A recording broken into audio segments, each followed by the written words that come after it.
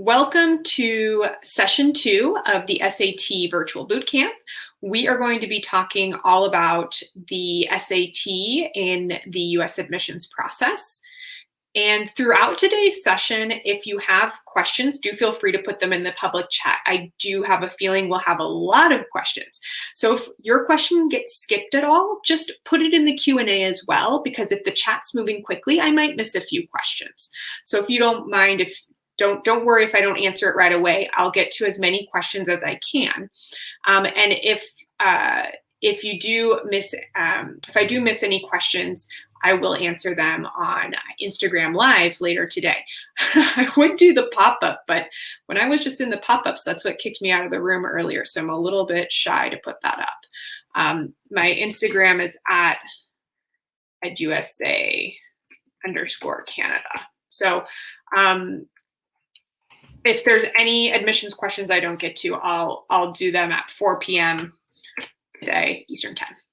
So today we're going to go over understanding the various standardized tests that are available, your ideal timeline for taking the test, some COVID adjustments, submitting scores, and some test taking and time management advice, as well as scoring your test. So like I said, we're going over a lot of things today. So here we go. The quick primer on each of the standardized tests. First of all, there's the PSAT. This is a practice SAT. It is practice only. It is never used for official admissions purposes.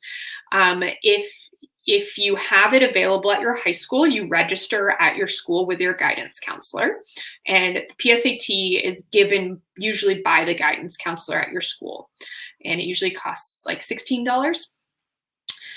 If your school doesn't offer it, you can try to call a local school and take it with them. Unfortunately, though, it's unlikely that they would let you sit in and take a PSAT, especially with COVID restrictions the way they are. For most students, this is really not a big deal because, like I said, it's just for practice. You could take a practice test at home by yourself if you want to. If you are an American citizen, you would want to take an official test in order to potentially be eligible for the National Merit Scholarship. That is an award given to the students who are in the top first or second percentile of the exam. You can find out more about PSAT on the College Board website. Then, of course, there's the SAT and the ACT. This is going to be an SAT-specific bootcamp, but I am going to spend today talking a little bit about both tests and comparing them, as some of you might choose to take the SAT or the ACT instead, or both exams. You never have to take both. Both exams feature reading comprehension, English grammar, math up to functions in grade 11. So a lot of the things that you did yesterday when you took the test, you can expect to see those same things on an ACT. They both have an optional essay for now, but as I mentioned, the SAT in May will be the last test with an optional essay. The ACT for now is still giving the optional essay. I went on their website. I haven't seen any announcements from them that that's changing anytime soon, but oftentimes the tests kind of reflect one another. So we'll just wait and see if the ACT does away with theirs as well. And then the biggest difference is the ACT has a science section. It's a science reading comprehension section, meaning just like reading comprehension, you get a passage and all the answers are in the passage. So in the science section, you get an experiment and some charts and graphs, and all the answers come from what you learn in the experiment that's given on the page. So here's a little side-by-side for SAT versus ACT. The scoring is different on the test. The SAT has 2 sections. So as you saw, you took 4 sections, but it's divided into 2. One is called the language and writing, or the kind of more qualitative verbal section. And then you have the math or quantitative section. Those are scaled to a score out of 800, and then those 2 scores are added together to get a total score of 1600. So the highest score you can get on an SAT is a 1600. As you know, that's not 1,600 questions. We're going to talk a bit about scaling in a bit. On the ACT, there are 4 sections. are averaged out of 36. So just like the SAT, each section doesn't have 36 questions, it has more than that. They scale the score out of 36. And then rather than adding them all together, they will create an average of the 4 sections to get you a score out of 36. So the highest ACT score you can get is 36. One of the biggest differences is the format of the exams. The SAT is still a pencil paper test that you take sitting in a desk at a school typically, whereas the ACT is now internationally a computer-based test. So if you take the test in Canada or anywhere else internationally, you will be using a computer-based test, which means that you will likely be in a computer testing center to take an ACT. If you are taking an ACT in the United States, it's still, a lot of them are pencil paper tests there. You can see the number of questions is really different. Even though the timing on both tests is almost exactly the same, about 3 hours, the ACT has far more questions. So the ACT can sometimes feel like a much faster test than the SAT. And another difference is the cost. Currently, the ACT is a little bit more expensive than the SAT. The SAT with tax comes out to around, say, $110 US. So students will often ask, what test should I take? And honestly, because they're so similar, you should really start with 2 very important questions, which are, what upcoming test dates work best for you? And is there a test center near you? And does it still have seats available that you can register for? So those are 3 really important questions that you want to start with as you're determining what test will make the most sense. Now, if you live in Toronto, you have a lot of options. You have SAT, ACT, there's a lot of centers around you. So from there, you can ask questions like, okay, I'll take a practice SAT, I'll take a practice ACT, which one do I like better? Do I like the ACT science section? That could help you make up your mind. Also, do you prefer a pencil paper test or a computer-based exam? So that's another thing that can help you make your choice. If you live in Ottawa, there's no ACT close by. The closest ones are in Toronto or Sherbrooke, Quebec. So most students around here will take the SAT. When we could cross the border, they would go to New York, into Ogdensburg. So just based on where you're located might be enough to help you determine what test makes the most sense for you. This should look familiar from yesterday. So this is the basic timing of each section. We did follow the exact timing of a real SAT. And some people asked yesterday if what we took mirrors a real SAT. So every SAT exam you get off the College Board is a former test that was actually given to students. So this is as real as it gets. So we did as close to the real thing as you can do sitting in your home. Here's what the ACT looks like. So just so you can get a comparison. ACT starts with the English test, which is the same as the reading comprehension you did. So that's very similar. Oh, I'm sorry. Sorry, the reading test is the same one. The English test is the grammar stuff. So it's the same as the writing and language section on the SAT. So this is 75 minutes, 75 questions, right into a math test that's 60 minutes, 60 questions. Oh, another big difference is you can use a calculator for all of your math on the ACT. So you test for over 2 hours before you get a 10-minute break. That might be another way to determine which test might work best for you, because there's just the one break.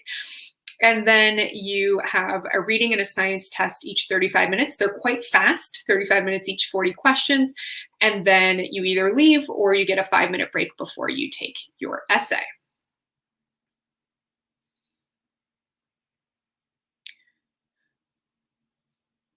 Okay, and then moving into the SAT subject tests. Now, there was a big announcement in the College Board in January, and one of the announcements was that the SAT essay, optional essay, was going to no longer exist. And then the other announcement was that the SAT subject tests will no longer exist after June 2021. They have ceased to exist in the United States. They let them go just a little bit longer for international students. So if you're taking subject tests this May or June, you are one of a handful of students who are still accessing this test. Admissions will have to update their requirements to completely remove SAT subject tests as part of their consideration because it will no longer exist. If you go on websites right now and it's recommending subject tests, that's because it's still reflecting the admissions requirements from the previous cycle. A lot of schools haven't updated their requirements yet for the next cycle. If you're signed up for subject tests, you can still get a full refund if you don't want to do them. And yes, just to explain what it is, a subject test is a 1-hour exam on a very specific subject that you've studied in high school. So the options are biology, chemistry, physics, math 1 and 2, so like pre-calculus, calculus, US history, world history, English, language, and then there's a bunch of language options, so French, Spanish, Japanese, Hebrew, ... There's like 12 or 13 language options. So that's what a subject test is. And so this is something that some of you have maybe signed up for. You can still take it if you feel like it, but like a lot of students are not going to be able to take it, or just they're going to be gone. So we're not going to spend much more time talking about it. I just want to let you know that that's something you can take a deep breath and delete it from your list of things to do. One thing students have been concerned about is the College Board announced that one reason they're getting rid of it is because of AP tests. The College Board not only governs SAT subject tests, but they also govern AP exams. And so there's a lot of overlap between the two products. And so basically they're getting rid of the subject tests to focus more on their AP product. This does not mean if you don't have APs at your school that all of a sudden you need to take APs. That is not what they meant. What they meant is that they're a business, they have two very similar products, and it just made sense to get rid of one of them because the other one is a bit more successful and makes more sense to focus on because you can get college credits for an AP test, whereas the subject test, it doesn't, more and more schools weren't really taking it or looking at it, so it was kind of not useful. So that's just be aware of that. But if you are somebody who has, should I try to risk a pop-up? Maybe, you know what, I'll just save it. I'll save all of them to the end. If you take the SAT, will they still look at it? Yes, if any scores you submit to a university, they will look at them. So if you take an SAT subject test and you submit the scores, they're going to look at them. It's not going to be a huge part of the decision-making process, but if you're proud of your scores, you can always submit them. So people usually ask, you know, when should I take these tests? So the SAT and ACT were really designed for grade 11 students. So if you're a grade 9, grade 10 student and you're here to learn, that's absolutely fine, but know that the material might feel a little bit hard for you. It might feel a little advanced, and that's all right because you'll learn a lot of the subject matter in school to prepare you. If you have a PSAT available to you, the grade 10, there's a grade 10 and a grade 11 PSAT that you can take. The grade 10 is in spring of grade 10, so about right now. I'm assuming most schools are not giving any sort of PSAT right now. And then grade 11, it's in October. Again, these are optional. Do them if your school has them, if it interests you. Otherwise, it's not a big deal not to do them. In grade 11, you can also consider taking an SAT or ACT. You can do that in the spring or winter of your grade 11 year. So, you know, this upcoming May exam is good timing for students if it's still running. I am going to, you know, acknowledge that because of the COVID numbers right now, a lot of centers are canceling their tests. And that's just the reality of our situation right now. And there's really nothing to be done about that, but wait for rescheduling options in the fall. So if that's the case for you, unfortunately, you'll just have to wait until fall of grade 12. It's not ideal, but it's better than nothing. And hopefully you can hopefully the August test would be a good timing for a lot of people.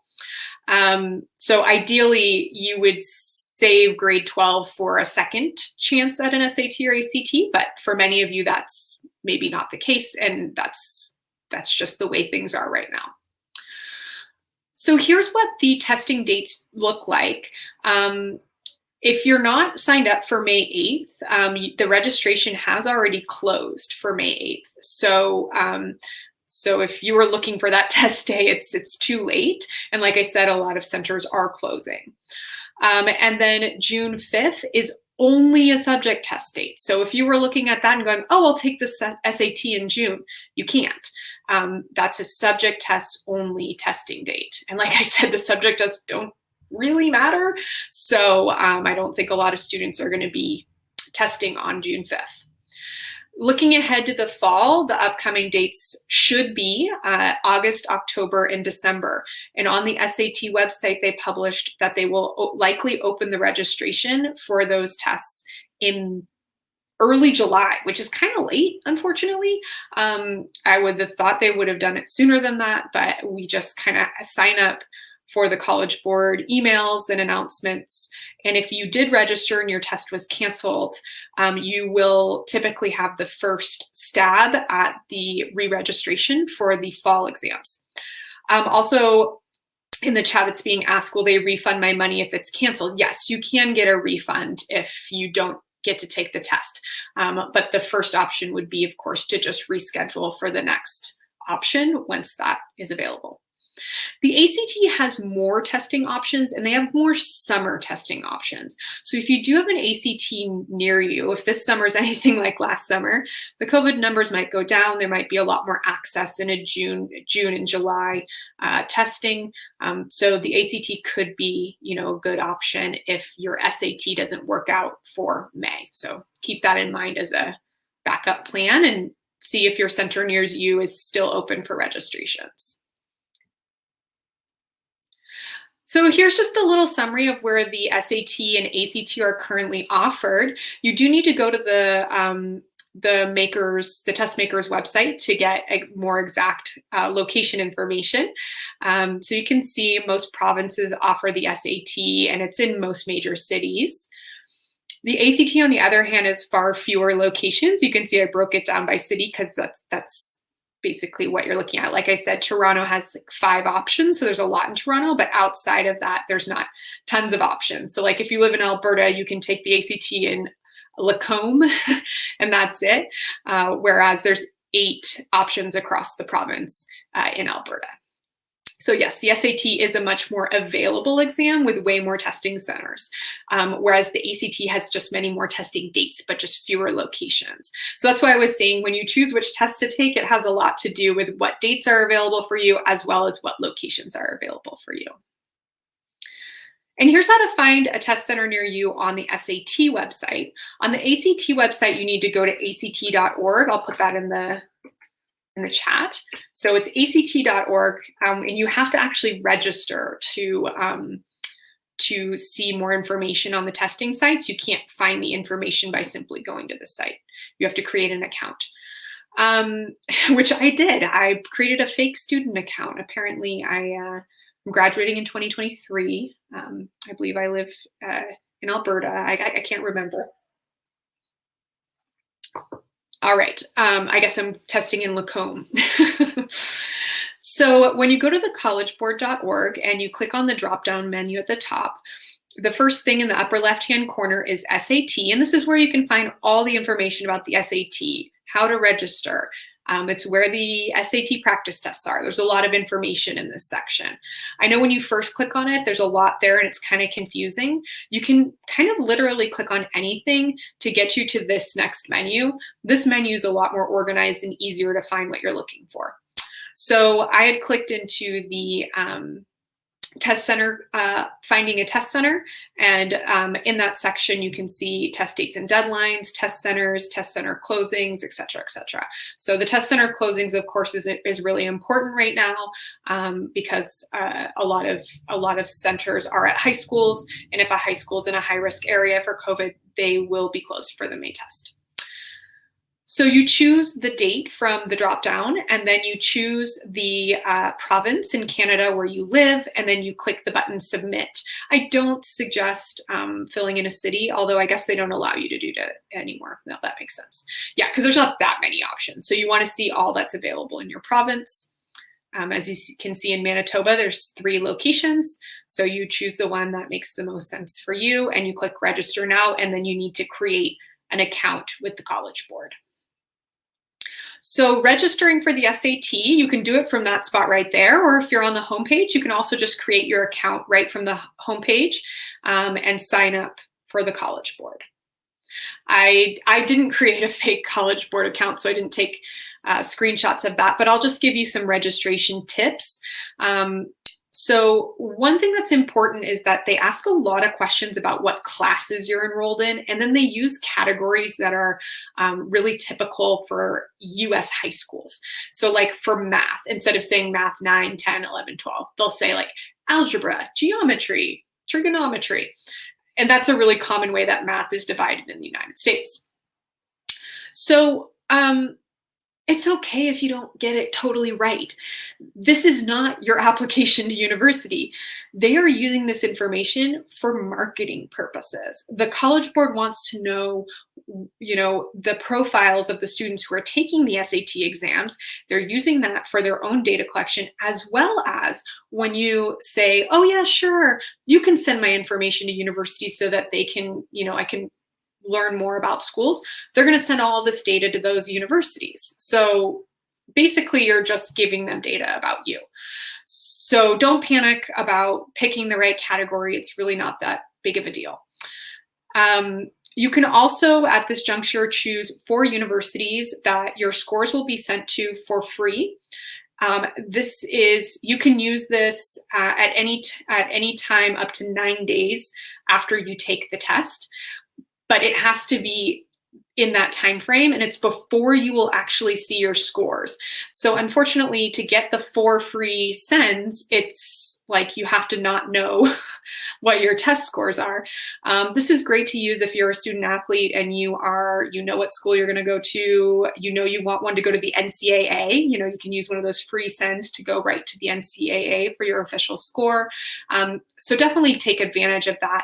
If you're applying to a more competitive test optional university and you want to see your score first, maybe you don't send it for free and you just wait to get your scores first.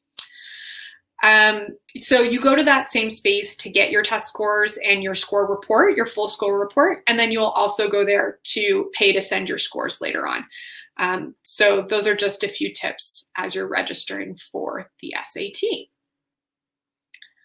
I see that people have put some stuff in the Q&A chat. Would it be beneficial to take a subject test if I'm in French immersion? I don't know enough about your profile to be able to tell you whether or not you should take a subject test. Just knowing that you're in French immersion doesn't really give me enough information. Like I said, most students aren't going to take subject tests, so I'm just suggesting people don't take them. It's stress you don't need. The latest you can take a test in grade 12 is usually the December test. Most admissions are due by January 1st-ish. So that December test date is usually the last test date you can submit. And can you take the SAT if you've graduated from high school? Absolutely. You can take the SAT at any age. There are some universities that if you're a mature student, if you're a certain number of years out of high school, they might not require you to submit one. But yes, you don't need to be a current high school student to take an SAT. It takes about 2 to 3 weeks to get your score back from the College Board, and they do publish the date on their website of when you should expect to receive your scores. So you can look on there and see, for the March test date, when people got their scores back, but 2 to 3 weeks approximately. How many months beforehand do you recommend applying for the SAT test? So the registrations have been filling up incredibly fast. So you do need to really keep your eye on the College Board updates, which I'm also going to make sure I put on social media and try to do my best to remind people that when it's open. But you should also sign up for the College Board notifications to see when registrations open in July and jump on it right away. I know the SATs, I'm in Ottawa. The SATs this spring in March and May filled up very, very fast, and then they were canceled. So the fall tests will also probably fill up quite quickly. Yes, Rachel, you're allowed to not send scores to universities, and we're going to talk about that in a second. We're going to talk about that in these upcoming slides. So let's go ahead and move on to standardized tests in US admissions. I think a couple of people asked a couple questions related to admissions. I skipped them because they're going to be more relevant in this section.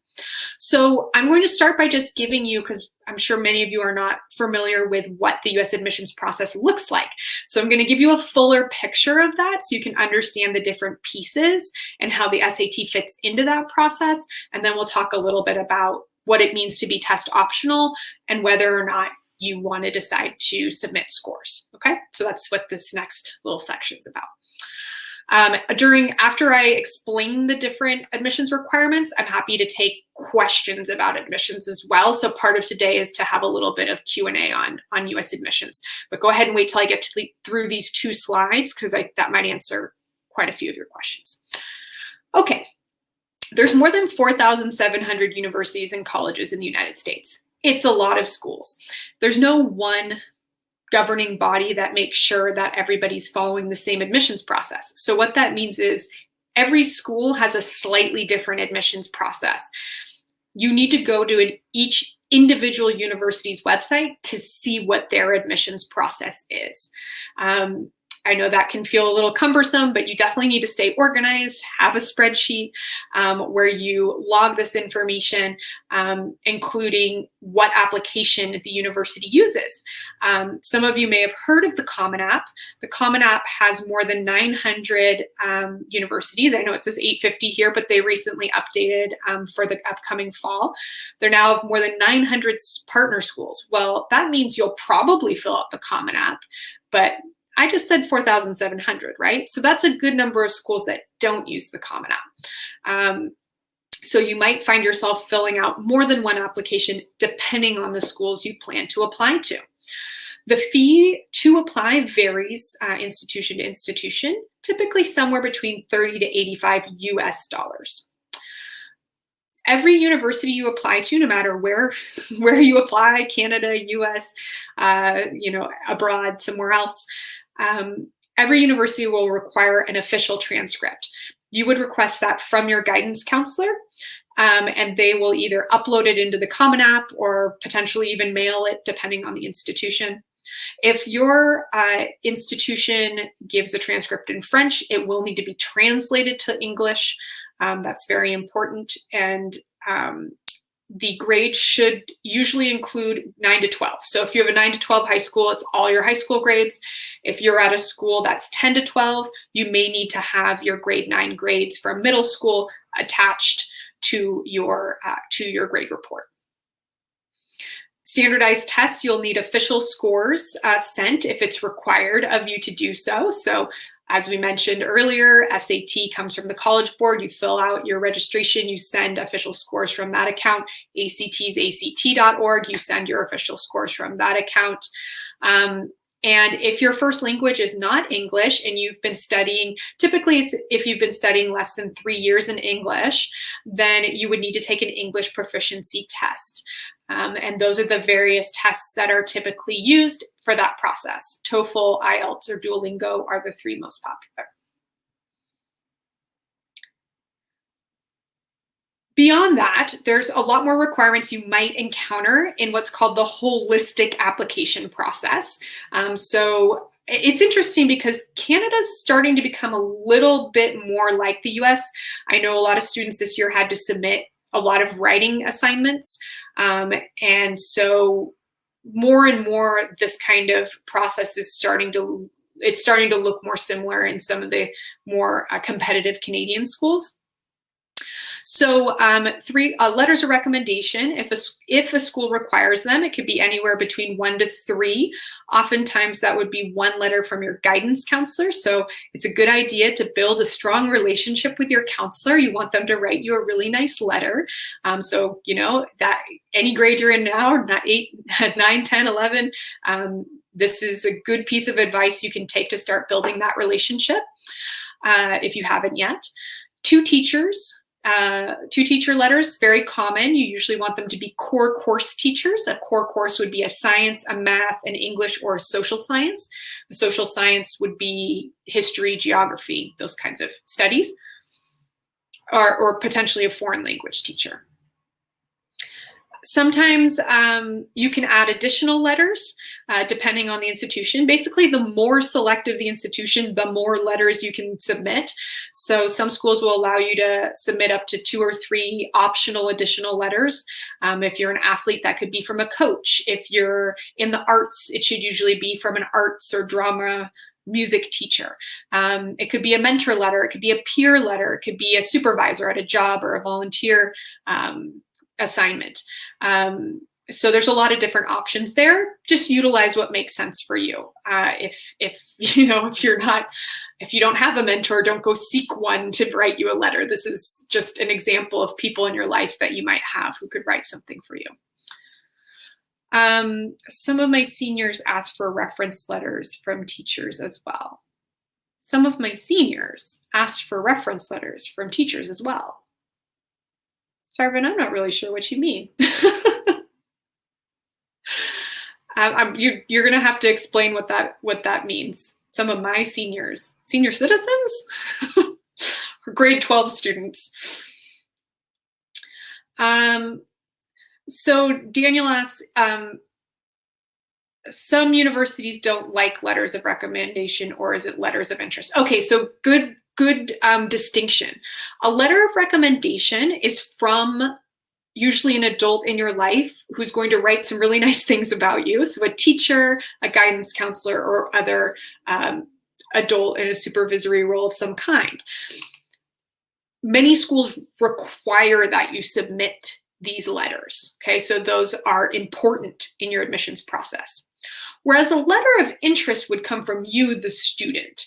And so simply just writing additional letters yourself is not really worthwhile, because your application and the things that they ask for in your application is your interest. And the supplemental writing is where you can demonstrate that interest typically. So that would be the difference of what you're talking about there. All right, I'm an international student, but I have English as my first language in all my high school. Do I need to take the proficiency test? Also, what does Duolingo have to do with these tests? Duolingo has an English proficiency test that can be submitted for English proficiency at not every university, so you have to check that. It's the least expensive test. If your first language is English given in your high school, then you shouldn't have any problems. Okay. So I said how Canadian applications are becoming more like US. Okay. Like if you got deferred. Okay, Daniel, yeah, if you get deferred, you can submit a letter of continued interest. A lot of students are doing that right now. If they were on the wait list for a school, you can absolutely submit a letter of continued interest to let the institution know that you are still very enthusiastic about your school. But that's not something you would do until, after you were deferred or waitlisted. Okay, to continue with the requirements, and then I'll take a look at the other questions. You will need to write quite a bit. So there's usually a main essay called the Common App essay, where you write 650 words about something personal. And then the more selective the institution, the more likely it is that you will need to submit additional supplements. And those can vary in length and number. Oftentimes supplements ask questions like, why do you want to go to this university? Why do you want to take this major or be in this school? What will you bring to our community? What kind of roommate will you be? So there's a lot of questions around both your interest in the institution and kind of your own personal activities or interests and how you'll fit. All this is just try to find if you have fit with the institution. If you are somebody who's in the arts, then you will submit a portfolio or audition, particularly if you're looking for a bachelor's of fine arts. So portfolios are for visual artists and auditions are for performing artists. And lastly, some schools will allow optional materials, something like a resume or a research abstract. Sometimes that can be a portfolio as well. So you never, ever, ever have to include something that's optional. Okay, this is not like high school and you're like not getting extra credit. Something is made optional because the institution recognizes not every student is going to have this thing. But if you do have it, then share it with us. We'd love to see it if you think it will enhance your profile. So you only include an optional thing if it's relevant to you. If you are an artist, even though you're applying for a computer science major, you can submit an optional portfolio to say, hey, yeah, I also, create these beautiful sculptures just in my free time.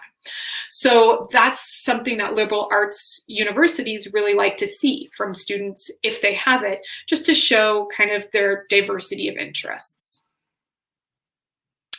So to summarize the holistic process, quantitative measures help to see if you're a good academic fit for the university. So that's going to be your grade point average, your ranking at your school if you have one. I know most Canadian students don't have ranking. So if you don't have it, it's not applicable.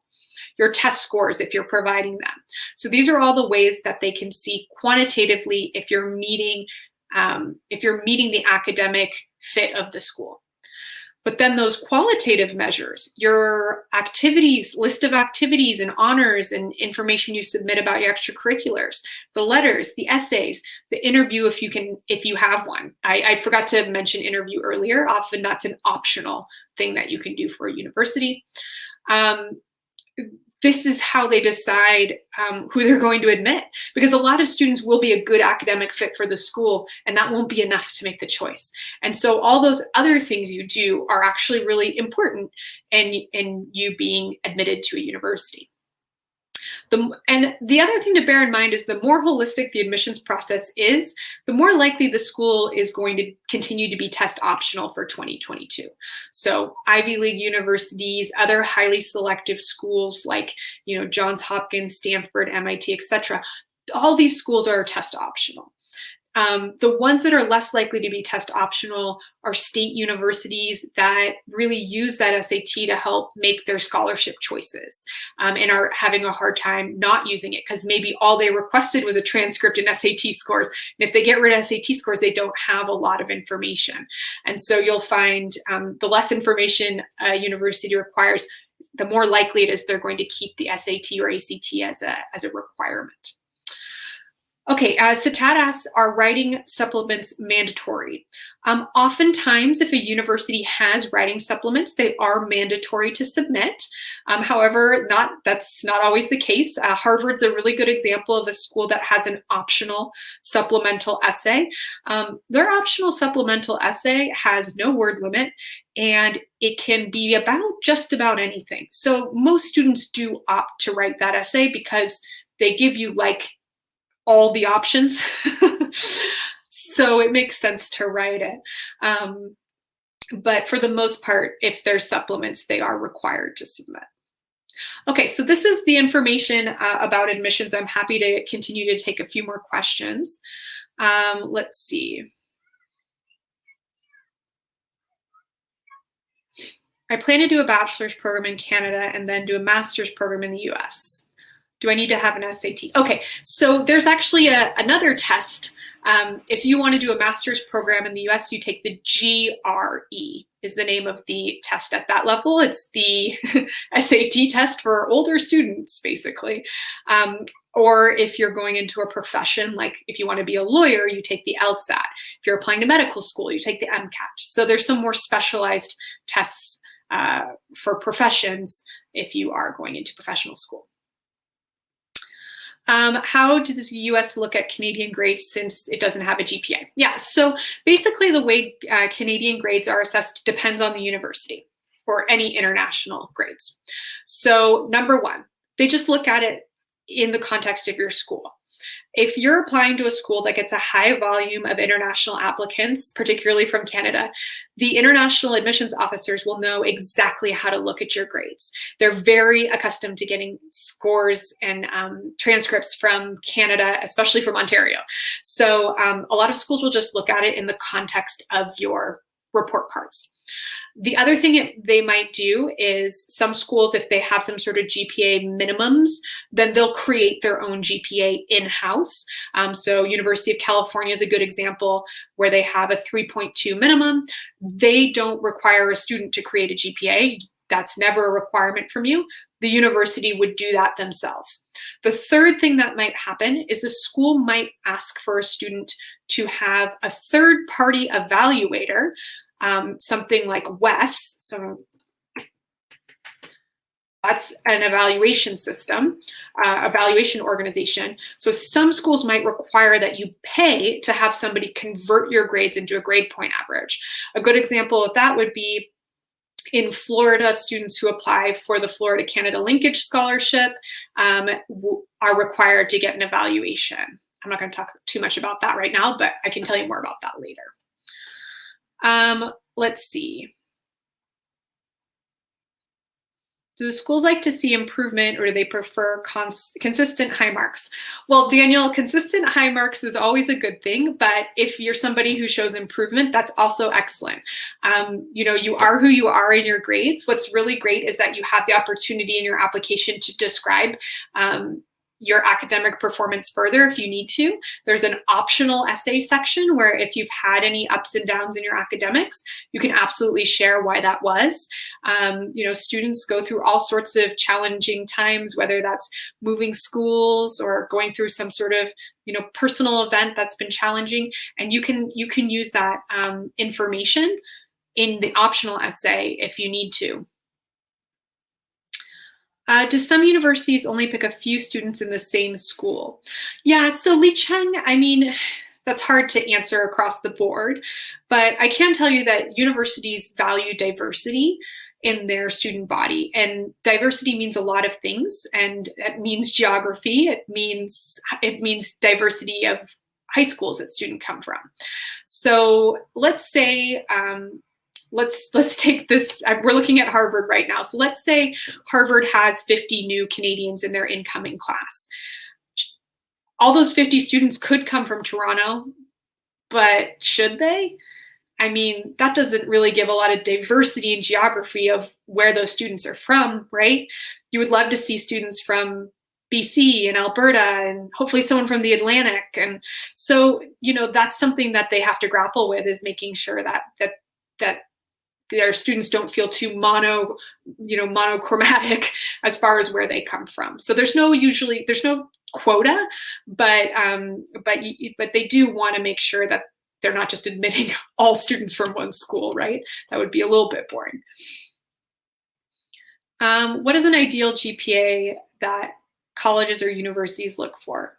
So I think the most important thing to know is that rather than all colleges look for one GPA, what is your GPA or average out of 100? And which universities are a good academic fit for you, right? So if you're looking at the most selective schools, then you should be in the top 5% of your graduating class, maybe top 10, but like, let's take an Ivy League school. You should be shooting for top 5%. At your high school, top 5% might be 95 and above, it might be 90 and above, somewhere in there.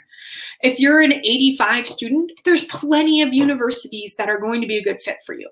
So I want you to think more about who are you and where are you academically, and what schools would be a good fit for you.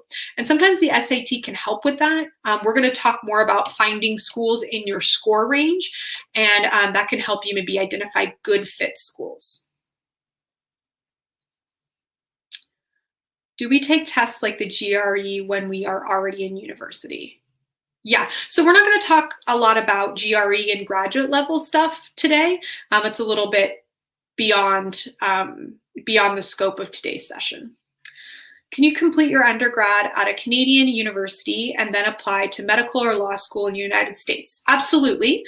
I would say that law school is much, much easier to pursue in the United States than medical school. Medical school is quite closed in general to international students. So just bear that in mind. So this is an important slide. There's been some changes to the admissions process because of COVID-19. So, many of you, I'm sure, are interested in SAT, ACT optional and who is optional. The website fairtest.org is doing a really good job of creating a list of schools that are test optional for the 2022 cycle. 1,370 universities, or more than half, are going to be test optional in the fall. I know you're like, wait, 4,700, those things don't match up. That number I gave earlier, 4,700, that also included community colleges. So if you're looking at just universities, it's more like, that's more than half. It's like 2,500 or so universities in the United States. So more than half of them are test optional. Some test optional schools, this is important to know. So some schools that are test optional will still require the SAT or ACT for scholarships. The schools that are most likely to do that are public schools. And the reason for that is because public schools oftentimes have kind of grids for their scholarships that include a GPA mark and an SAT mark. And it's been hard for them to be nimble and adjust quickly away from those scholarship grids. Private schools are more likely to be completely test optional because they're more nimble, they make the policies themselves, they don't have to answer to a government. And so if they're test optional, all they have to do is decide that in their boardroom, and then bam, they're test optional. Whereas a public school, just like in Canada, a public school is beholden to the taxpayers, and it's a little bit harder to change policy on a quicker basis. So that's where you might find a school, even if it's test optional, might require it for scholarships.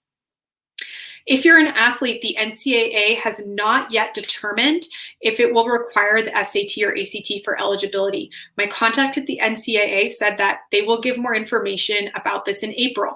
It is April. So I'm keeping my eyes open and really looking for that information. I haven't seen any updates yet. So that's an important update to keep your ear to the ground about. And that's another one that I'll make sure to put on social media when I know more about it. I already mentioned the SAT subject test being eliminated. So that's something that, is going to be kind of removed from admissions requirements. And if you need to take an English proficiency exam, there's been no changes to those requirements because they're all available online. So if you need to take an English proficiency test, you will take that test online. The other change that I didn't write out here is just to the application itself. You can write an optional 250-word essay on how COVID has affected you. And so some students are using that opportunity to talk about things that have changed in their life because of COVID-19. So that's something that you can write if it's applicable for you. So just a little bit of vocabulary. I've already used the word test optional quite a few times. So test optional means if you take a test, you can choose to submit, but it's not required. And it's not held against a student if you don't submit a score, because it means that testing is de-emphasized in the process. However, if a student chooses to submit a score, it will be part of their profile they submitted, and it is taken into consideration if it's there. So I know that's kind of confusing, but basically, we're starting to get some statistics of how many students submitted scores to schools, and have been accepted in all that incoming classes. I've seen anywhere between 25 to 50% of students not submitting scores and being accepted to pretty selective institutions, but those statistics are just now coming out because of admissions. So the other thing I want you to just be aware of is students who don't get into certain universities will oftentimes come up with different reasons why. And so you're going to start hearing like, oh, I didn't submit an SAT score and that's not why I got it. And I didn't get in because of that. Well, students don't ever have an exact reason given to them of why they were not accepted to a school. And I can tell you that in the holistic process, simply not giving an SAT score is not enough to not be accepted to an institution. So just be aware that people are going to, if they didn't get in somewhere, they're going to say that. If they do, you're not going to hear as much from students who do get in and didn't submit scores, most likely. Test blind, you'll see this more and more. The University of California has become test blind. It means that they don't look at the scores at all. So even if you submitted it, they're going to like throw it in the trash can. The admissions officers aren't going to look at it. So save your $13 and don't submit it to a test blind school. Test flexible is a word that you saw more before COVID. I don't think there's any universities that are test flexible right now. They basically all went test optional. But NYU is a classic example of a school that was test flexible. What it means is a university that might take other scores like IB scores or AP scores in place of an SAT or an ACT. And then the last vocabulary you might see is if something's highly recommended. So something highly recommended is not required. You technically don't need to submit it. But if someone says that they highly recommend you do something, should you do it? I think you should probably do it, right? So the highly recommend, honestly, if you're a student athlete who's been recruited and basically told that you're going to that school, you're a student who can choose not to submit a highly recommended thing. Everybody else, submit it. So for highly recommended, it means although not required, you should submit anything with this designation. And some schools used to designate subject tests this way, like the Ivy League schools called them highly recommended, but again, not in the future. Okay, there's a lot of test questions coming in, and I see a lot about sports. So I can take a second to talk about sports because I believe that is, oh, nope, it's not the next slide. Okay, let's see. If I were to walk onto an NCAA team without a scholarship, but the NCAA doesn't need an SAT score, would I still need to take it? Well, Brian, right now, like I said, the SAT is not required at all for NCAA. So there would be no reason to submit it. If you're not getting a scholarship, I believe you also don't need to take an SAT. What is the NCAA? NCAA is for athletes. It's the National Collegiate Athletic Association. What are ways of getting scholarships besides sports? Yeah, so Samuel, you can get scholarships based on either merit or need. A merit scholarship is based on your grades, and need scholarships are based on your family's income. Not all schools have all kinds of scholarships, but Ivy League schools, Stanford, other really highly selective schools like University of Chicago have needs. They meet demonstrated need. So they only give their scholarships based on how much your family would need to help pay for the school. Whereas many other institutions are going to have merit scholarships. So they'll assess your grades and typically your whole application and decide from there what kind of scholarships are available. Not all schools have scholarships for international students. University of California classically does not have international student scholarships, nor does some of the other big public institutions like University of Michigan. Are there different standardized tests when applying to medical law school in Canada and coming out of an American school? No. So the medical school entrance exam, MCAT, and the law school entrance exam, LSAT, are the exact same tests that are used in Canada. If the SAT scores are higher than your GPA, does it change your academic rating? So Lee Chen, the schools don't rate you. It's a holistic process. So there's no like scaling as far as your SAT scores and your GPA are concerned. So there's no really good answer to that question.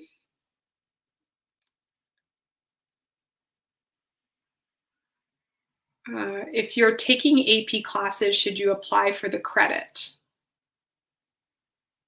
I'm assuming you're making, so Kaylin, in order to get credit, you have to take the AP test. I do suggest you take AP tests if you're taking an AP class in order to get the credits. Once you have to score high enough to receive the credits. So you don't like apply for the credit. You have to take the AP test, and then the school, depending on the score you get, will give you a credit. So like, for example, if you get a 3 on a test, some schools will give you credits for a 3 and some won't, depending on how competitive they are. Okay. Are grades in the 80s considered an A or a B in the US admissions process?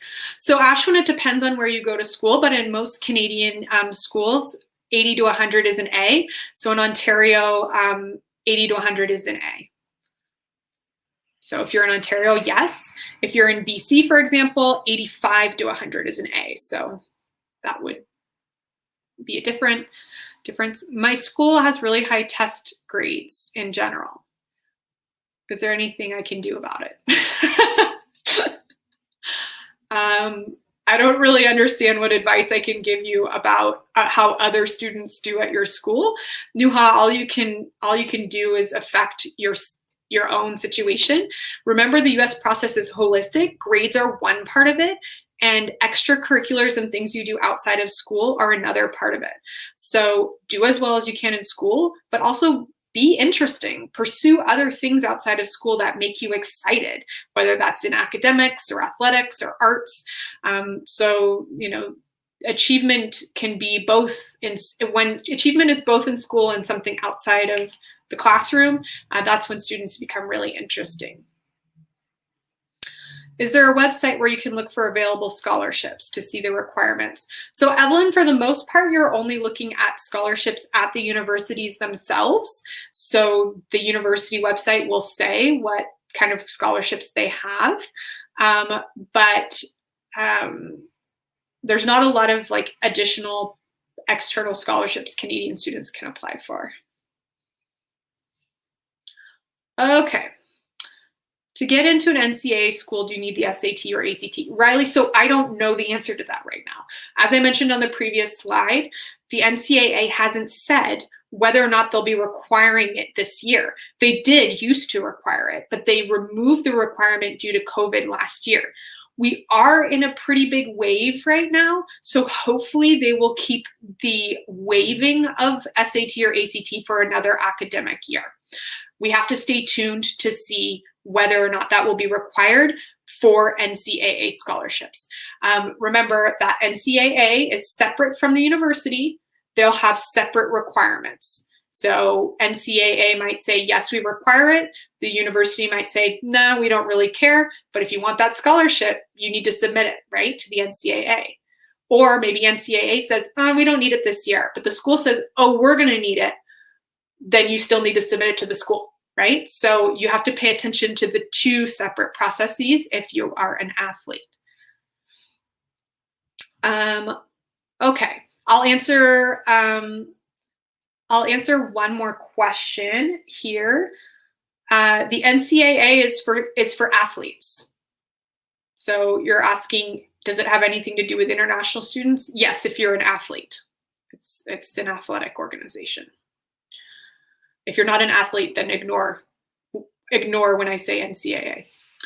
All right, so should I take an SAT or ACT? So this is the big question that many of you are asking, right? Should I even do this? So it's hard to give you one answer, right? Because you have to take a lot into consideration. So first, if you're applying to only test optional schools, if you know your list of schools, you know they're all test optional, you can choose not to take the SAT or ACT. You can choose not to do it, and you'll be fine to do that in the process. If you think you could do really well on it and you want to take it, go for it, but you really don't need to. If you're an athlete who'd like to be considered for a sports scholarship, I'm repeating, you'll hear from the NCAA by the end of April whether you will need to submit it. Now, even though you may not need to submit it, some coaches are still asking for it because they're used to it and they know how to assess students' academics through the SAT or ACT. So right now, I'm saying to athletes, it's a good idea to sign up for it and plan to take it. just because it may help you with your options. It may help you with the recruitment process. If you're applying for a school that requires SAT or ACT for admission or scholarships, you should absolutely take it. And if you don't know where you're going to apply yet, then you should also consider taking it just to keep your options all the way open.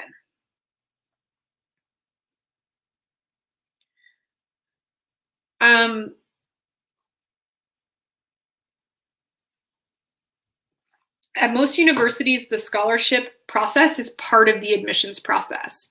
So you have to, if you want scholarships that require an SAT to be submitted, you have to give them to the admissions officers. There's no way around that.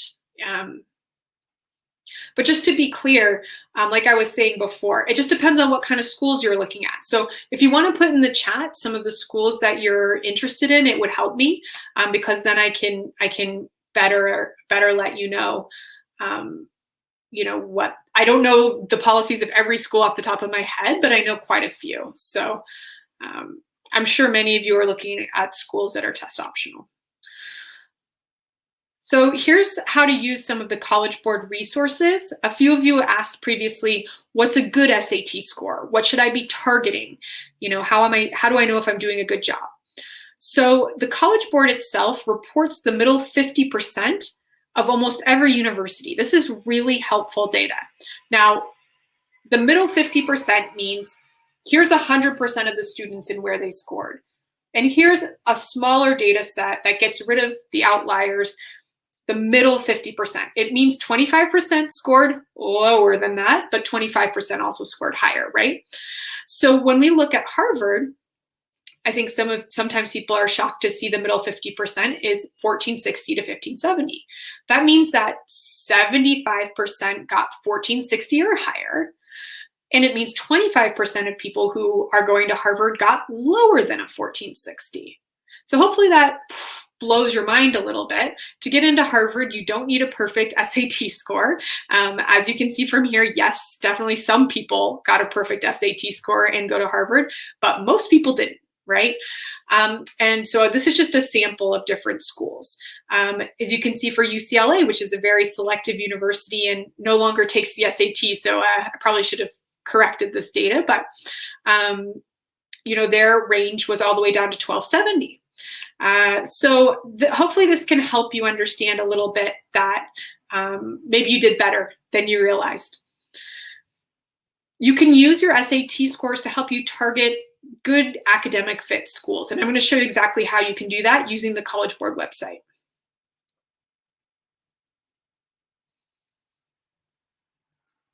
Yeah, so good question. For percentiles, I think I removed my percentile slide.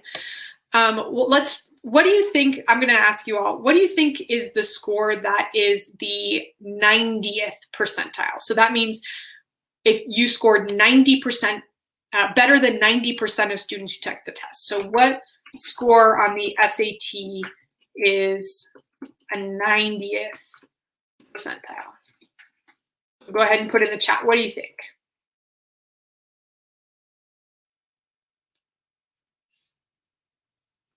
All right. Oh, some of you are doing really good on this one. So I see a lot of you think like, okay, it must be something in the 1400s. It must be, it must be 1450, 1500. But Arjun hit the nail on the head. I don't know, Arjun, if you look the info up, but 1320 is right. So around 1300 to 1320 is the 90th percentile. And I think that for some people that really shocks them.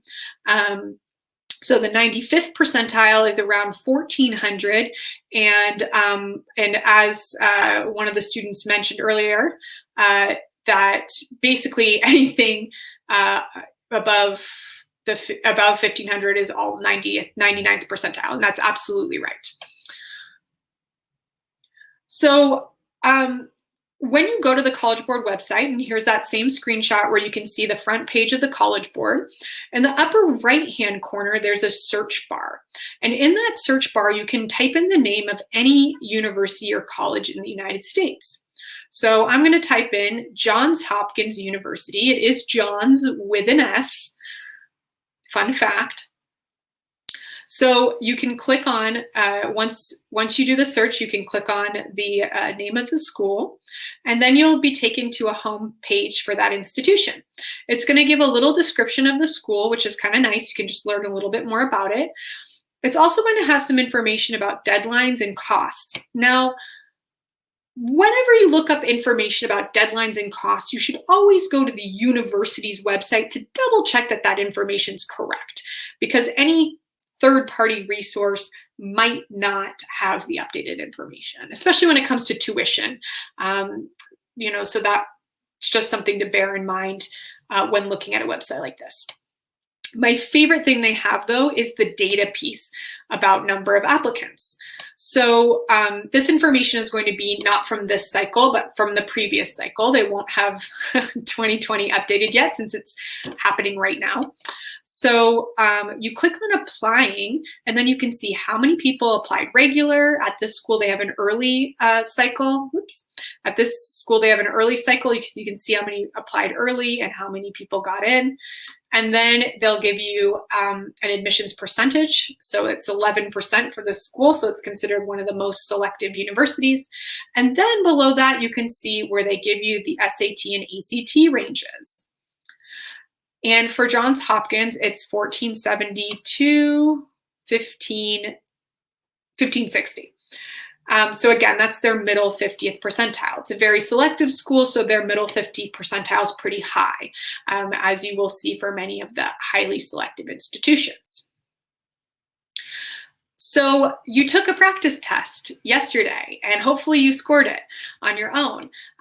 And so you can find schools in your range from the score that you have now, and you could kind of like project like, okay, I got these scores on these two sections. I think I could do 50 points better on each.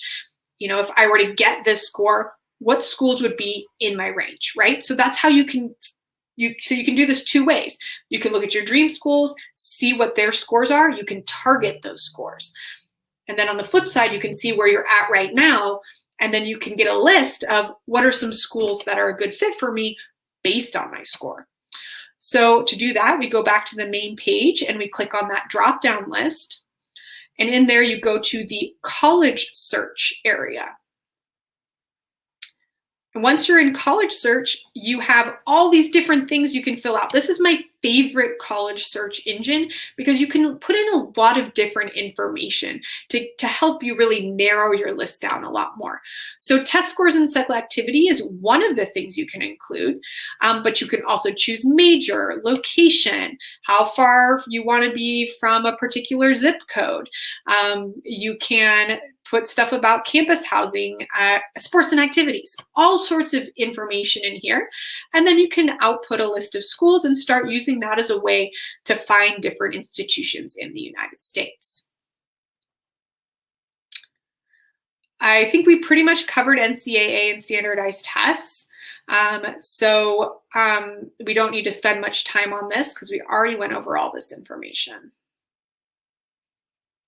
So here's a few tips on studying for the SAT. So today I'm going to just talk a little bit about approaching studying and overall test taking tips. And then the next 2 days, we're going to be talking about much more specific tips for each section of the test. So first of all, what resources are available to you as you study? Well, there's some free resources. The SAT has the khanacademy.org/SAT. This is the best free resource to learn about the content that is on the SAT. They have practice tests available on there, as well as the practice tests that are available on the College Board website itself. The ACT has a website called the ACT Academy, and when you create a registration at act.org, there's also links to free practice tests, as well as some information about studying for the ACT. Each of the, so the most kind of popular, the biggest test preparation companies in the United States are Kaplan and Princeton Review, and they have some really robust offerings with both online programming as well as apps. You can download apps that give you a question of the day so that you're kind of just always practicing a little bit, and that's a nice way to just keep your skills sharp. as well as other free resources online like free practice tests with free score reports or free, free strategy sessions. Books. Books cost about $25. You can get them on Amazon or at Chapters. Kaplan, Princeton Review, and Barron's is another that's a very popular one. And of course, the College Board publishes their own book with more tests in it. So you can use books as a nice way to practice writing, you know, practice how you would take the test and mark your book. You'll find that the strategies are pretty similar across books. Another one that I've heard students talk about lately is called, I believe it's called the Black Book of SAT exams or SAT studying. I've heard good things about that one. And then from there, you are really just looking at what your price bracket is. So if you want to pay for content, you can look at paid online content in the few hundreds of dollars, classes up to $1,000, and tutoring, which can be a couple of thousands of dollars. So it really just depends on what your needs are and how much investment you and your family are planning to make on that. As you get started with studying, here's four steps, and you're going to be very excited because you've already done quite a few of them. Step number 1, take a practice test. Check, did it yesterday. Step 2, score your test. Hopefully, check, did it yesterday. If you haven't done it yet, definitely do that today. See how you did. Don't be scared. You know, maybe you didn't do that well. That's fine. It was a practice test. It's the worst you're ever going to do on it, right? From here, it's only up. So just think of it that way, like, okay, I think I did bad. That's okay. Let's see how, let's rip the Band-Aid off, see how it went. Everything from here is going up. Okay, so that's, you know, if you haven't scored your test, if you're worried about it, just remember that.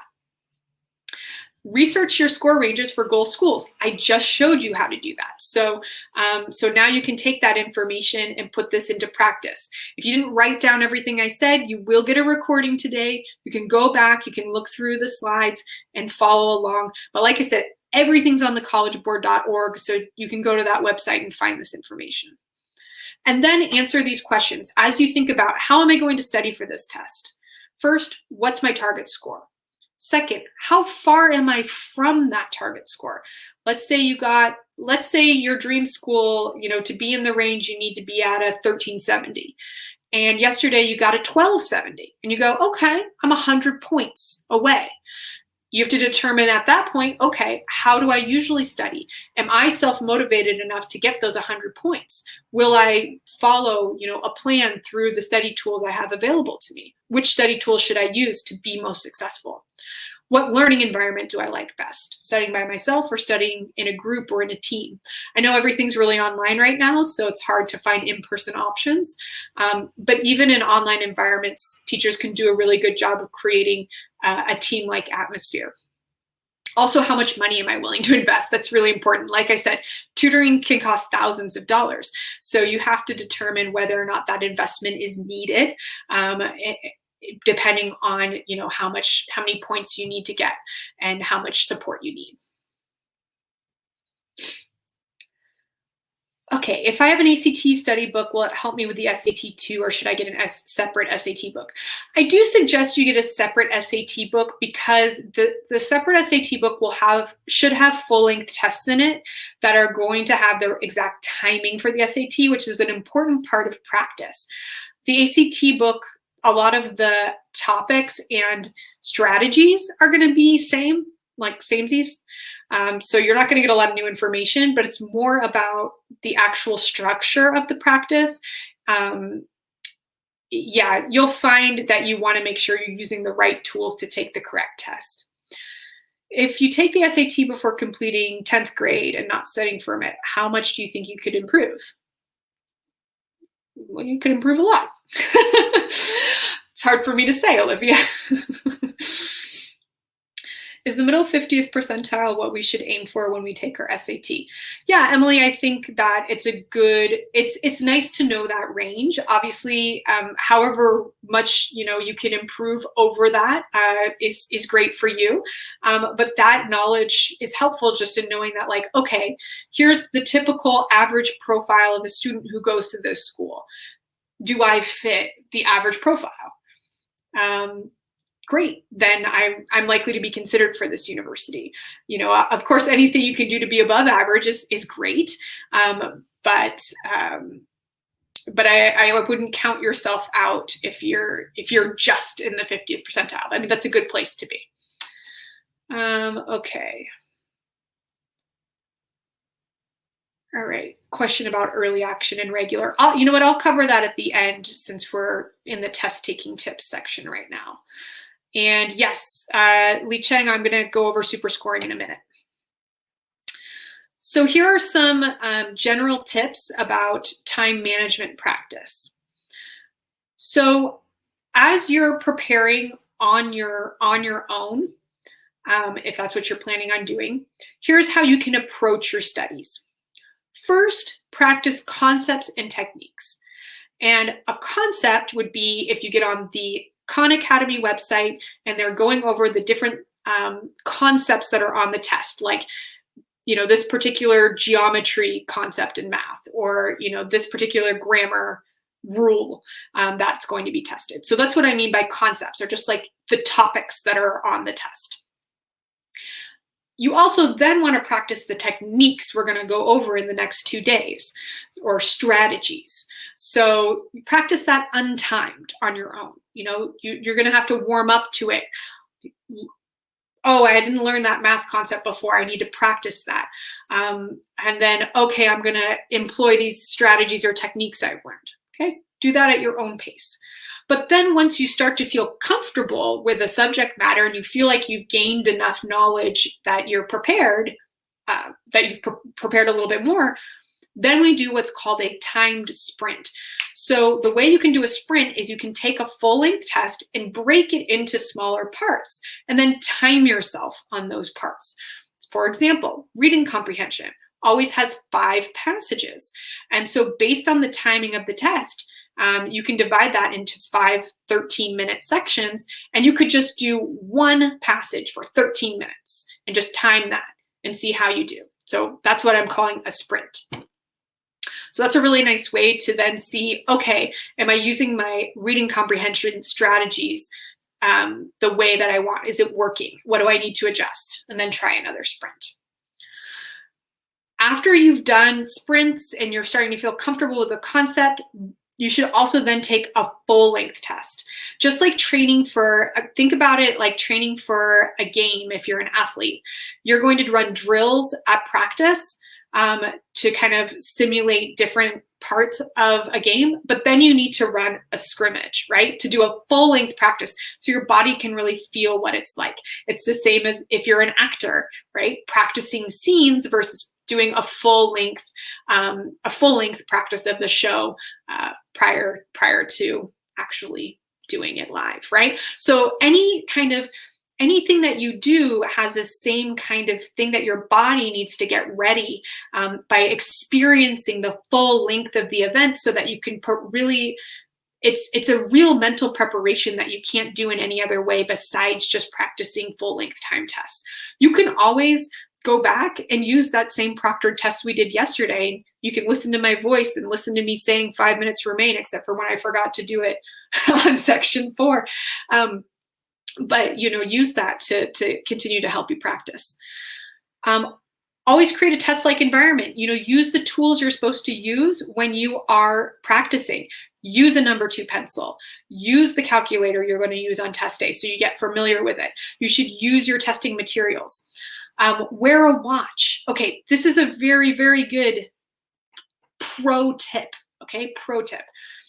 I know everybody's got digital watches, smart watches these days. You're not allowed to wear those. So hopefully you can find a watch with a face somewhere. So take that watch and wind it to 12, both the hands on the top. And when the section starts, click, And then it's going to start going with the section. This makes it a lot easier to follow the timing, right? Because if the timing's 35 minutes, you're going to be able to see easily on your watch where you are in the 35 minutes, as opposed to if you keep it on the normal time and it starts at 47 and now you're doing math to try to figure out where 35 is, right? So that's a really great way to time yourself. I have proctored a real SAT before, and the clock was in the back of the classroom. The students who didn't have a watch couldn't look at the clock, because if you look behind you, it looks like you're cheating. So you need to be prepared with your own watch in case the watch or clock that's available is not immediately visible to you as a test taker.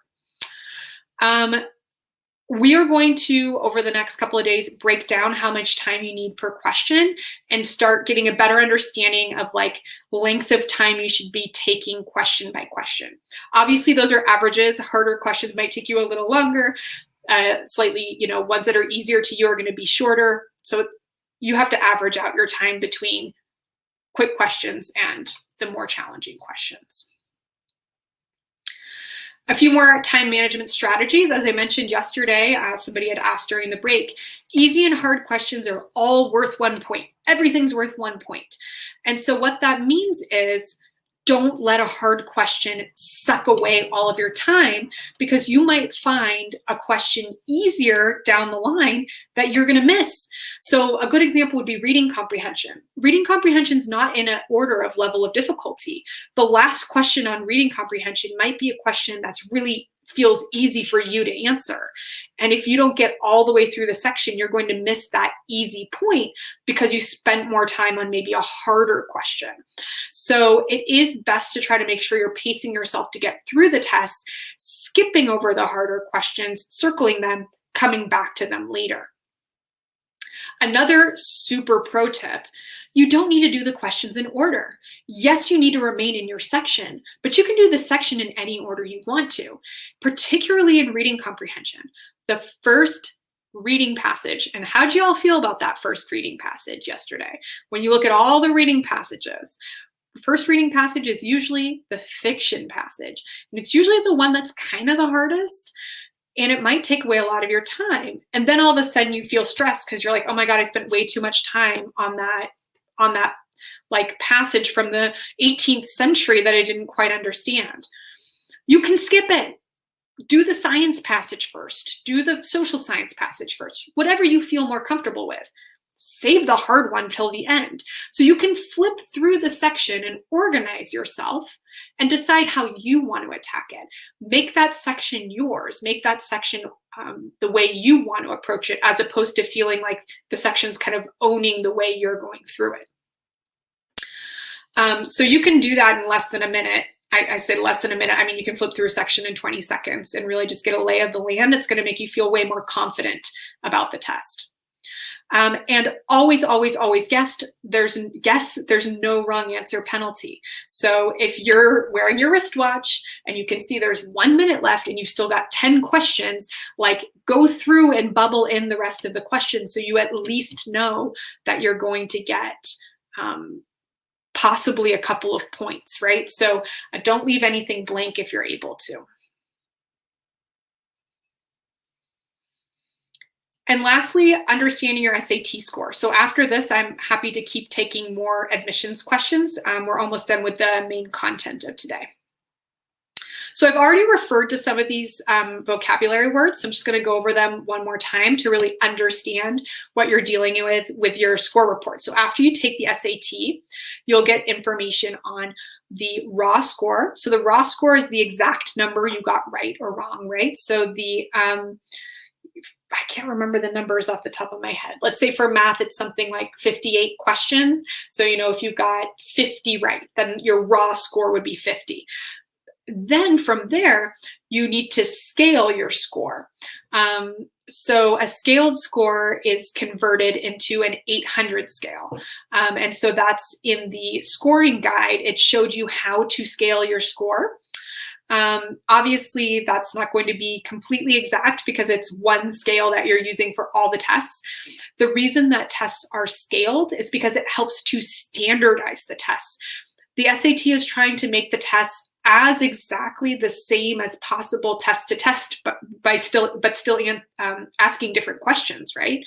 And so they're going to make some, there's going to be some questions that they're going to need to throw out because maybe everybody got it right or everybody got it wrong, and they need their bell curve to look pretty much the same test to test, so that if you took the March test and someone else takes the May test and you each got a 1480, that those 1480s feel the same, even if one person got a slightly higher raw score than the other person.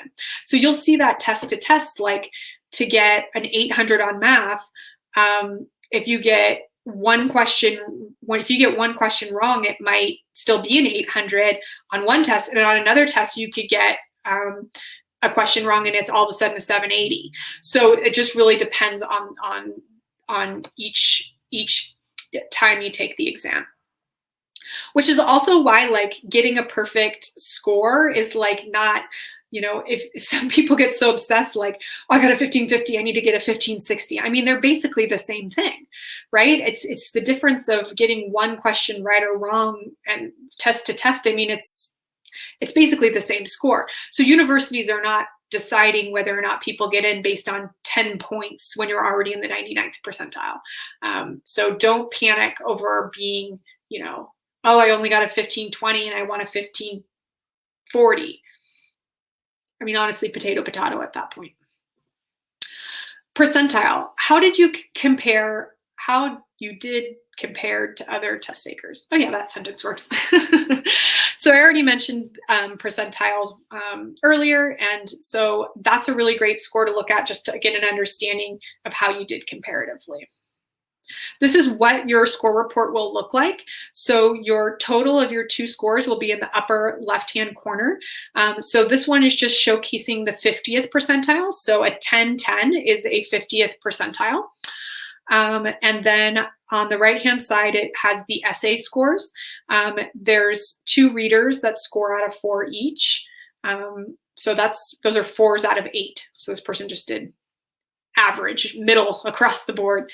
And then as you scroll down the document there, you can see the per section scores, and then it gives you a little more information on whether that's deemed a score that is called college ready or not. In the US, we use the word often interchangeably, college and university. So if somebody's college ready, it means university ready. So just be aware that in the US context, if they're saying, oh, this is a college prep class, it means university. Oh, I got into college, got into university. So just note that word is typically used to mean university in a lot of contexts. And then as you go down further, there's some sub-scores and cross-test scores, and we'll talk more about those over the next 2 days. So when you submit your scores, there's a couple of different things you might encounter, the language around superscoring and score choice. So superscoring means if you've taken the test more than one time, some universities will look at the best you did on each section. So let's say you did better on math on the first day you took it, you did better on your reading and writing language section the next time you took it. So those 2 scores would be combined to create superscore. So it's like, oh wow, on this test I got the total 1360, and this one was a total 1370, but my super score was a 1380 or whatever. So so that's one thing that some schools will look at. So, taking the test more than once can sometimes be a benefit to you just because of super scoring. But not all schools will use a super score. Some schools will say they'll only look at the score where you did the best, like your top score, and they'll just kind of not look at the other ones. Score choice. Score choice means that you can choose to send just your top score or top 2 scores to a university. Now, not all universities will allow you to use score choice, and they want to see every time you took the SAT. Each university will include their testing policies on their website. I know with how many cancellations and things we have, it's going to be very rare this year that students have if you've got 2 scores in, that's going to be a miracle. I think it's going to be really rare that students have 3 or 4. So, you know, I don't know how much super scoring and score choice is going to be relevant for the 2022s, but these things exist if you can get in more than one test taking. And I alluded to submitting your official scores.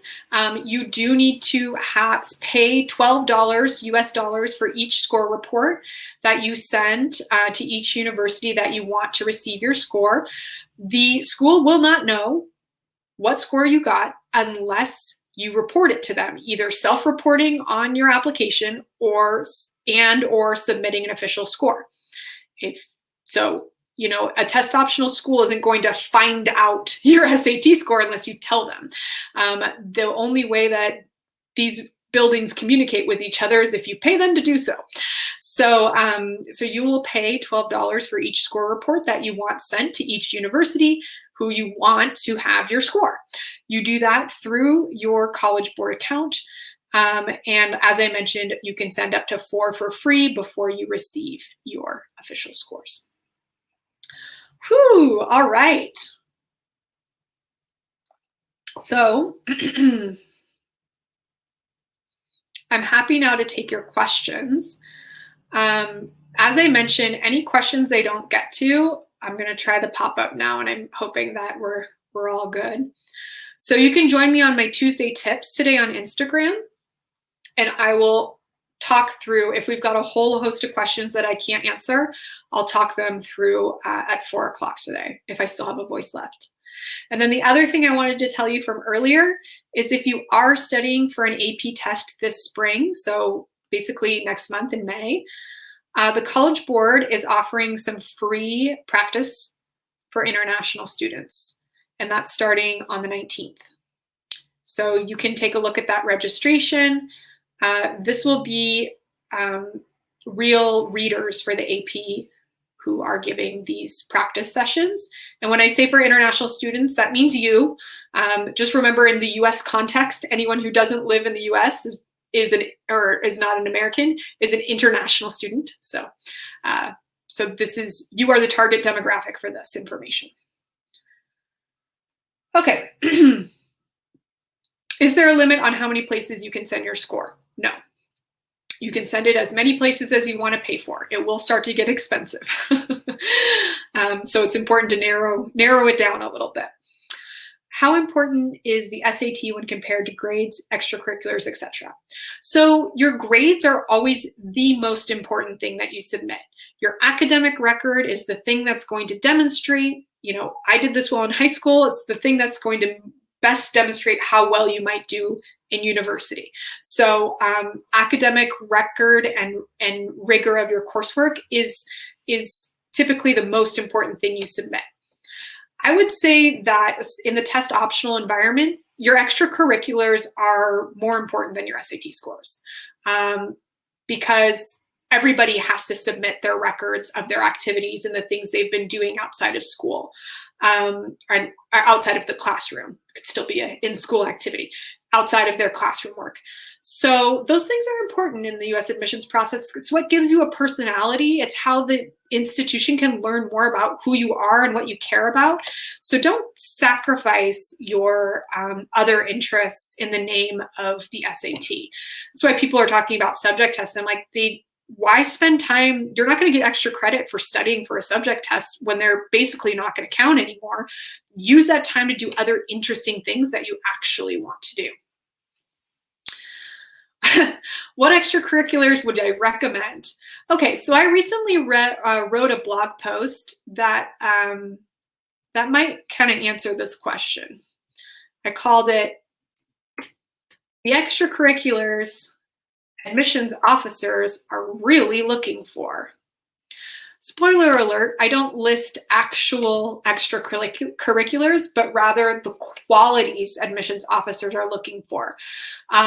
There's no one specific extracurricular that's better than another.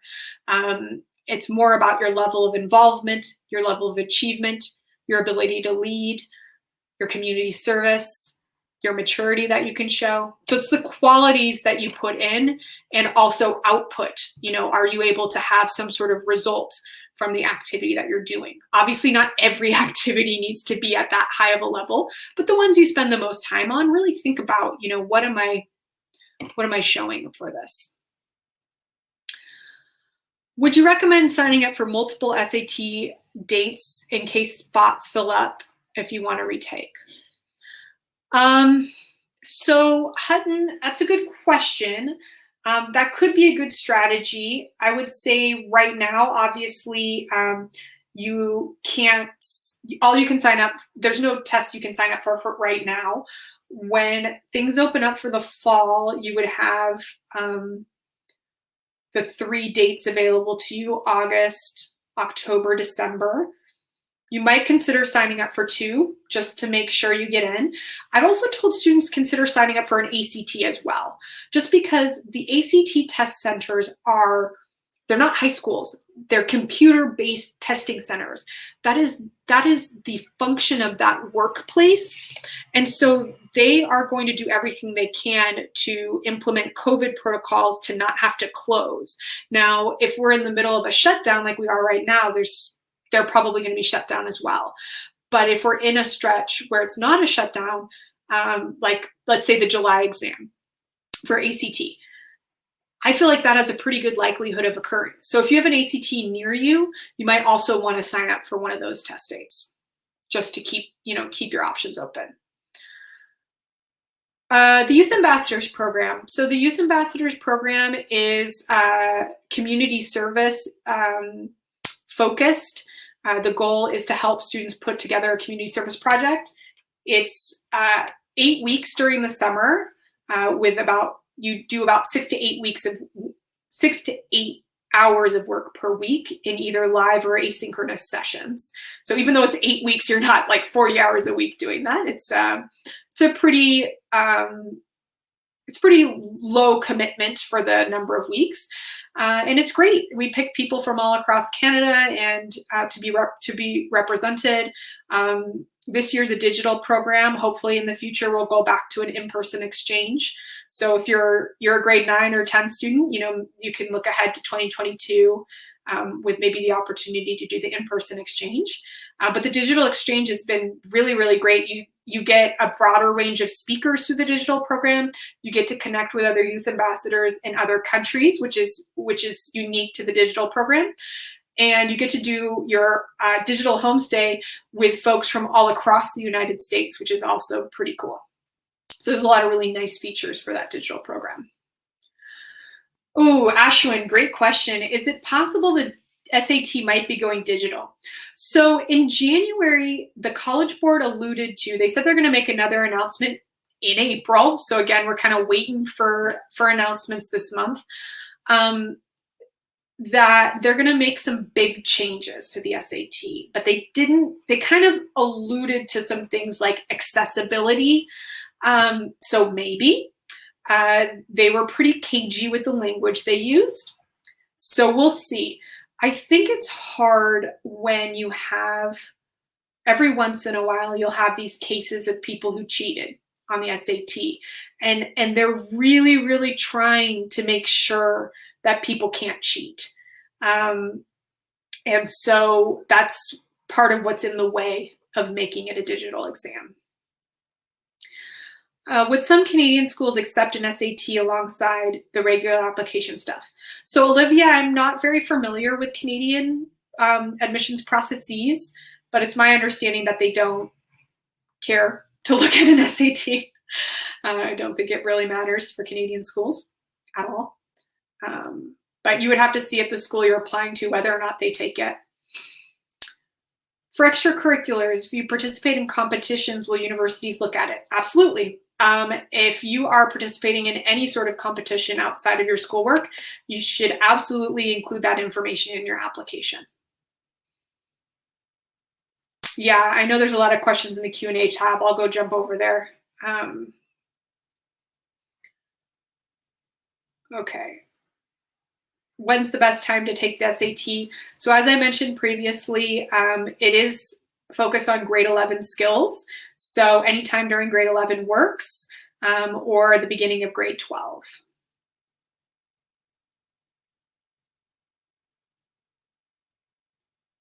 How long do you recommend practicing for the SAT? Good question. So I would say about 2 or 3 months prior to your test is a good amount of time.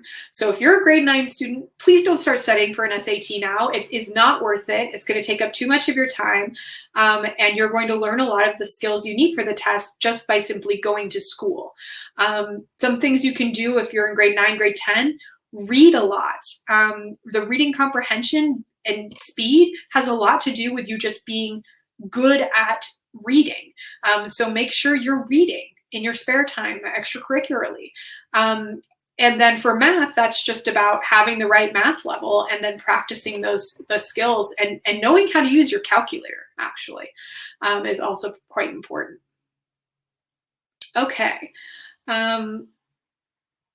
Would I say extracurriculars are more important than your academic grades? No, I wouldn't say they're more important, but they all work together. And it really depends on what school. If you want to in the chat, I would love to just hear a little bit about what schools you're interested in. And I'm going to start cruising through some of the Q&A questions. Ooh, there's quite a few. Okay. If you're waitlisted for a school, does it mean you got rejected? No, it means that your application is on a list of, if other students decline admissions, then you'll be potentially be taken off the list and offered admissions. So, you know, it's not a rejection, it's a maybe, wait and see. Probably no, but maybe yes. Yeah, so it's a little bit hard to be on a wait list because it's just more waiting throughout the summer. To know what the requirements of a specific university are, you need to go to their website, specifically their admissions part of their website. Does taking spares in grade 11 or 12 negatively affect your chance of getting into a university? Not necessarily. So it just depends on what you're doing with your time. So oftentimes students take spares because they're an athlete and they use that time to practice. Or you're in dance and you're using that time to do your preparation. So if you're taking spares because you're using that time to work or whatever it is, then you get to explain that in your application. If you're taking spares just to hang out with your friends longer, then, I mean, that's not really going to do a whole lot for you. How can we submit our 12th score because we applied by January, right? I'm not sure what the 12th score means. I guess you mean December. The December score comes out early enough to apply to schools that have a January deadline. What can I find the requirements for scholarships? So for most universities, there's no extra requirements for scholarships. Just simply applying, your application itself for admissions is also your application for any scholarships or what they call financial aid. So financial aid means anything related to giving you money. So scholarships, grants, work study, any of those things that you might be eligible for. What was the total mark for the practice test we did yesterday? So all tests are out of 1,600. That's always the top score for a SAT. How do I notify colleges about any competitions and extracurricular stuff I took part in? So there will be a space on the application where you will get to include that. So you can list up to 10 activities. You can list up to 5 honors and awards. And then you'll have all those supplemental essays to also talk about some of the other things that you care about and you're involved in. All right, cool. And then I'm reading Appian right now and forgot how this might help practice for the primary source sections of the reading comprehension. Appian. I'm not sure what Appian is. Is it the name of a book?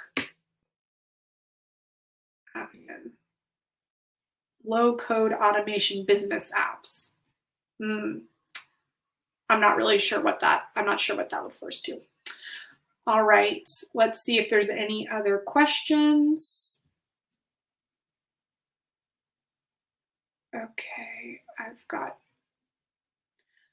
okay, so for tomorrow, in case you didn't sign up for tomorrow, here's the separate link.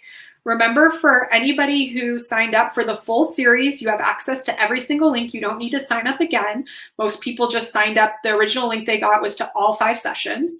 But if you don't know, or you don't think you did, you can click here and you can sign up for tomorrow's session.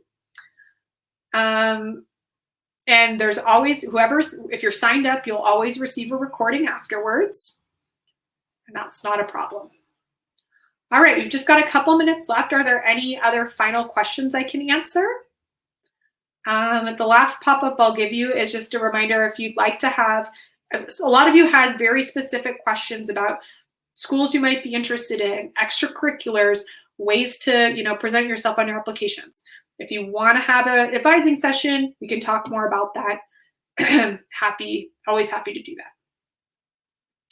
Yes, Emily, the math section on the SAT is up to grade 11 level. There's a lot of functions on the test. So I do recommend that you sign up for the SAT after you have taken your functions class, or at least you've had some functions under your belt, because that is a large part of the exam. Daniel, yes, you can book multiple advising sessions. Just start with one, and we'll see how far we get. And then what I usually do is, it depends on the student. Once we get more into application season, sometimes I meet students every couple of weeks to go over their application. Really just depends on what your needs are. So Satat is asking, what grade level is the science section in ACT? So it's not a grade level, actually. So the science section is a reading comprehension section. You actually don't really need to know anything about science to do well on it. For example, at my high school, I grew up in the US. So in the US, you can take, you take the courses separately. So you take biology, then you take chemistry or physics, then you take, or whatever. And I took chemistry, and then I took earth sciences, and I never took physics because I wasn't really a science person. I went into social sciences. So when I do the science section, there's physics. I've never taken physics. I can get every single question right because it's not about whether or not I took physics. You're going to read an experiment, you're going to look at graphs, and then you're going to answer questions about them. It helps to understand the scientific language that's being used, like having a better understanding of velocity might better help you understand the question, but you actually don't need to have learned it to be able to get the question right. So you don't have to have any science knowledge, you just need to be good at reading comprehension. I know that's kind of a funky answer, but that's actually the truth of the science section.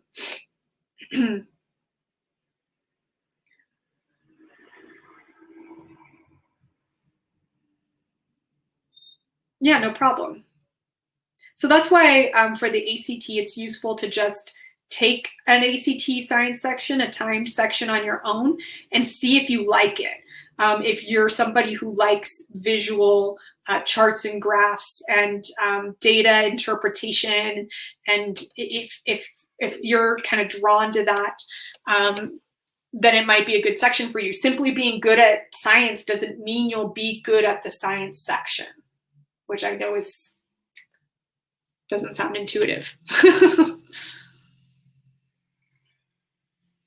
How much should you score in the SAT? You should score the number that gets you into the university of your dreams. I know that's not as specific as an answer as you want, but that's the truth. It has so much to do with what your goals are. Not every student has the same goals. So, if your goals are going to be different from another person. So as you're making your list for the universities you're excited about, your goal should be a score that's going to make you competitive for that institution. Because everybody wants the perfect score, right? Like, what's a good score? 1600, of course, but that's not a realistic score. A good score is what's realistic for you and what you can study for, to get. So hopefully yesterday gave you a good baseline, and then you can say, okay, I think with my studying, I can get 100 points better than that. I think I can get 150 points better than that. So that's really how you need to determine what you're working towards.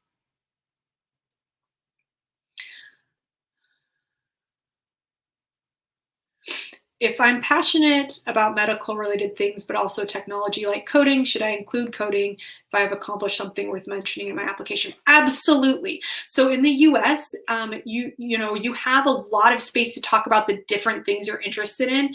Most of the schools have some form of liberal arts philosophies, or at least appreciate interdisciplinary ism. So absolutely, like even if you're interested in eventually becoming a medical doctor, being psyched about coding now, I mean, it's not unrelated. It's about science. It's about, it's about technology. Technology is important in medicine. So these things overlap. And it doesn't even have to be. I mean, if you're also a dancer, that doesn't overlap with, technology or medicine, but it shows that you have other passions outside of just, the major you intend to pursue. Do colleges or universities look at your grade 11 and 12 grades, or all of them? So most schools will look at all the way back to grade 9. Some will look at 10 through 12. I know University of California only looks at 10 and 11. Depending on when the process for submitting your grades are, for a lot of schools, grade 12, you won't have many grade 12 grades in, and so your grade 11 grades tend to be your most important academic year in the US. So yes, Daniel, you should include activities even if it's not related to the major that you would like to study.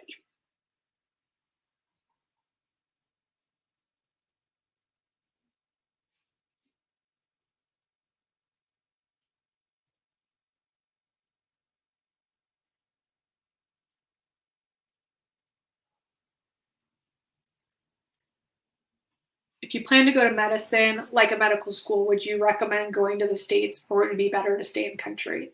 So the thing about medical school is they require a certain number of units in certain topics and certain subjects, not specific majors or specific universities. And the US and Canada work really well together when it comes to medical admissions. The core, like kind of the core classes that you need to be admitted have like the same titles, whether you go to school in the US or Canada.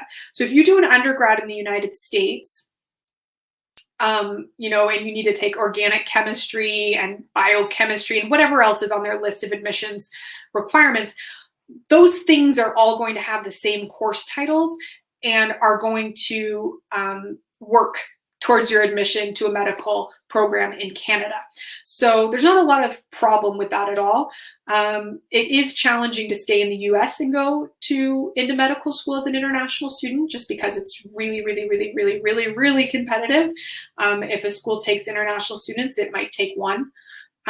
Whereas if you are somebody who's a resident of Ontario, you're privileged in admissions to Ontario medical programs. So it's common if a student goes to the States and is interested in medicine to return to Canada. So that's absolutely something you can do. Okay, let's see. Ooh, more questions. Okay, I'll take a few more questions and then we will go. Yes, if you take night school or summer school, you have to include every credit you've taken at any high school and any college. So you absolutely need to include those on your application. My marks in grade 9 were not as good as my marks in grade 10 and up. Can the improvement in my grades be beneficial? Possibly. Yes. I mean, it's always good to go up. Like I said, you can explain that as well in your application if you'd like. Maybe grade 9 was a tough transition for you. You can talk about why that was. Everybody experiences life in different ways. So whether it's due to a move or other personal circumstances, you can feel free to explore that if you want to. I've been taking night school alongside my quads.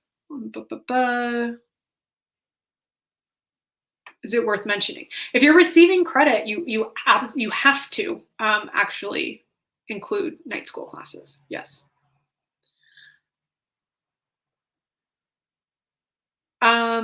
Do I review resumes? Yes, I do. The only thing is, Hemath, I believe you mentioned that you're in India, so you do need to work with your local. So if anybody in here is not from Canada, you do need to work with your local Education USA advisor. So you can find your local advisor at this website. I'm only working with the Canadian students, but there's folks like me in just about every country around the world, and they can understand your local context better. The advice I'm giving is targeted to students who live in Canada. Obviously, a lot of admission stuff is going to be true for all international students, but I don't know how high schools work in other countries. I don't know how your grading system works.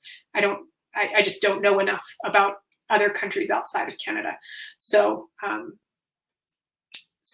I know we have a few students from outside of Canada. Please look up your person there. And with that, we are going to close up for the day. Thank you so much for your attention. Tomorrow we'll be going over reading comprehension. So do make sure you score your test and look over your wrong answers, your right answers, see how you did. And with that, you will be able to get a better sense when we go over reading comprehension of the kinds of mistakes you are maybe making. And that's one of the things that we're going to talk a lot about, is identifying mistakes. So it'll be useful if you can review your test before tomorrow, just so that you can have an idea of personally how you did. All right. Thank you so much, everybody, and great engagement today. And I'll see you tomorrow. Have a good one.